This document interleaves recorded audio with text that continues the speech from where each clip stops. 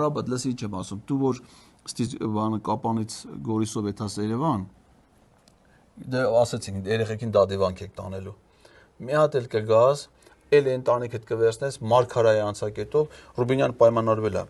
դիվանագիտական անձնագիր ունեցողների համար 2023 թվականի հուլիսի 1-ից պիտի սահմանը բացվեր։ Հա, դե դու էլ ես դրանով ես զբաղվում։ Դու էլ ընտանիքի անդամներն եք դիվանագիտական անձնագիր ունեք։ Այդ ձեր անձնը մենք ջանդամ, այ մարդ մենք ջանդամ, մենք կմնանք Երևան։ Մենք կմնանք Հայաստան, դու մեր հետ գործ ունեք։ Դուք ձեր դիվանագետների ընտանիքով, հա, դեսպանահավաքներ, որը դրանք բոլորը դիվանագիտական անձնագրեր ունեն, չէ՞, Հայաստանի բոլոր դեսպանները բնականաբար, սաղդ միասին հավաքվում եք, հաջորդ դեսպանահավաքին, մի հատ այդ Մարգարայի անցակետով, ըստ ձեր պայմանավորվածության, ըստ Ռուբինյանի պայմանավորվածության, արդեն Թուրքիայի բան, անցնում եք, եթում եք մի հատ աղթամարի վանքը, մի հատ մոմ եք վառում Ալաշուքյուր Փաշազադեի առողջության ու երկարակեցության համար։ Ու էլի հետ եք գալի։